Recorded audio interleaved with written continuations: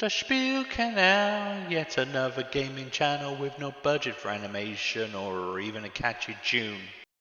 Thank you for joining me, for joining us. The flock has grown, and now it's time to really discuss what matters in the Underhive. Piety. To be pious.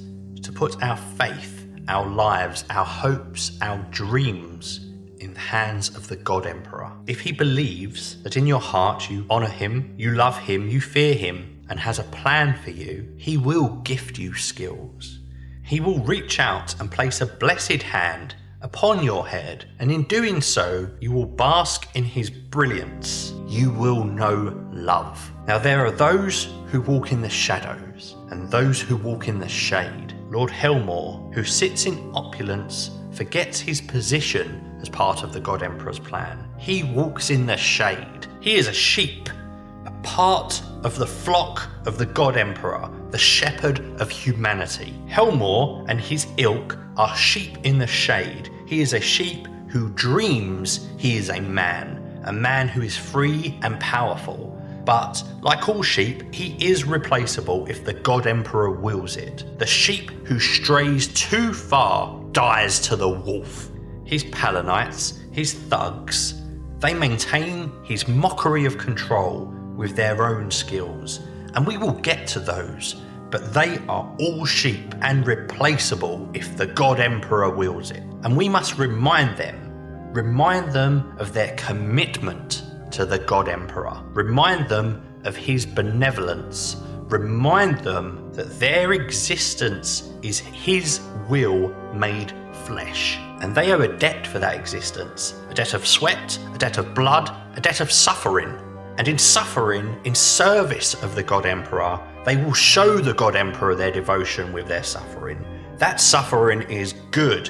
It is the price paid for the light of the God Emperor and his stalwart defence of all of his flock. We can help them repay it. We faceless few of the shepherd's crook.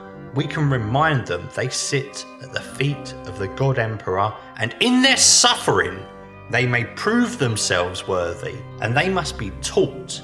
We must teach them. We must drag them through the Underhive. We must bore into their skulls, into their brains, into their souls. We must bore the lesson that the more they suffer for the God Emperor, the clearer he hears them, the clearer he sees them. And if they are worthy, he may bless them. For us, for you, for me, we must be the messengers of a God. We must use the skills he bestows upon us to carry his message of faith, of fire, of wrath to all who do not bask in the light, in his light. We will not suffer the shadow. We will not suffer the shade. We will not suffer the blind. All must feel the God Emperor's brilliance. All the sinners saturating this planet, this dark place, the Imperium, they must find redemption through suffering. We, as the God Emperor's chosen messengers, we will make them worthy through prayer, through domination, through the flame. So now, let us show you the skills the God Emperor can bestow upon you, the most worthy of his messengers here in this place of sin. And we will show you the skills of our enemies, the Palanite thugs of Helmer. Piety skills. Lord of Rats. Any friendly Juve or prospect fighters, although Cawdor don't have prospects, that are within 12 inches of this fighter and can draw line of sight to them, get +2 to their cool checks and willpower checks. Additionally, in-game, there are rats in the scenario, in the environment, or the tick-tick-boom kind.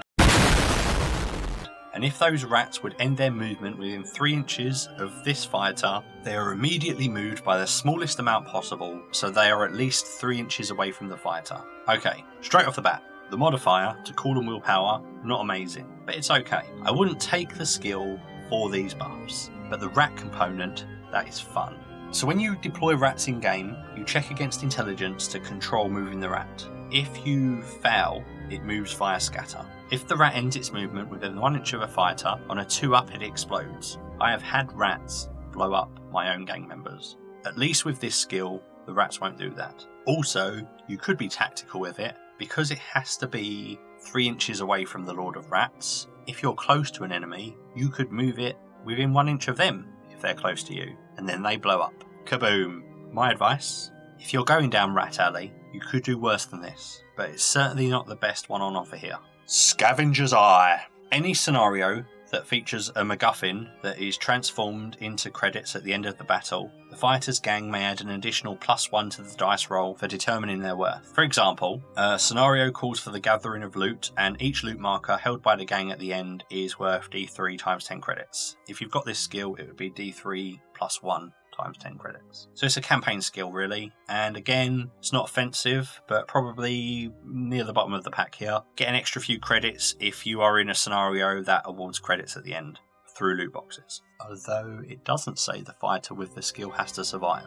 Clear that up with the group before picking it, or skip it. Go for skills that help kills. Blazing Faith. Should this fighter ever become subject to the blaze condition, they may continue to act normally rather than act as determined by the trait and the condition, though they may still suffer damage each time they activate as normal. In addition, this fighter ignores the effects of the insanity condition. Okay, let's just ignore insanity, we talked about that previously, it's balls. So the blaze trait, let me explain what that is if you don't know. If you have a fighter who is on fire, when they activate, they first take an auto hit from being on fire, which is a strength 3 hit, which you can roll to save against. Then, if they're not seriously injured, they stand up and they run around like a loon for 2d6 on scatter. Then, they have to either try to roll a 6 to put themselves out and they've got 1 action left, or they can lay down and try and put themselves out on a 4-up, and then after that they end their activation. Now, a sound strategy I used as Redemptionists was to set opponents on fire.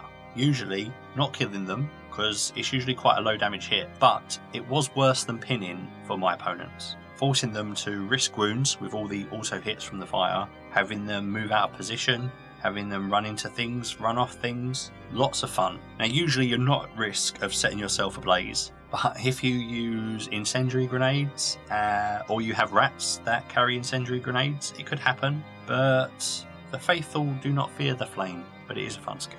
Unshakable Conviction. This fighter may take reaction attacks while seriously injured and cannot be the target of a coup de grace action.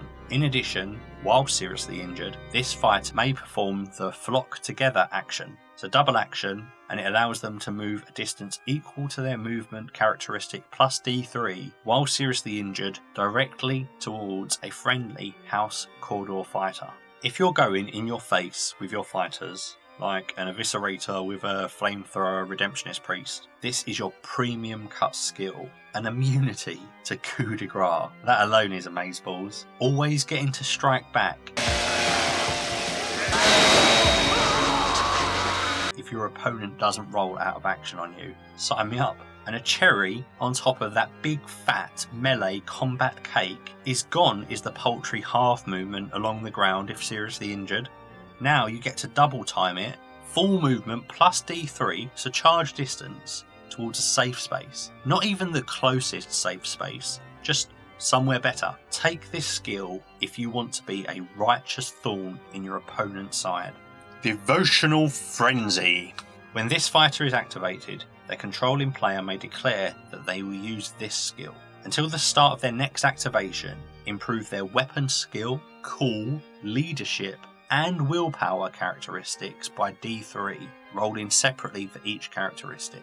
At the end of their activation, they immediately suffer 1 automatic damage, which cannot be saved. Devotional Frenzy can only be declared once per round. This is my number 2 choice in this tree. Buffing a priest or deacon, and with a deacon you have a 66% chance of getting them to hit on 2s in melee.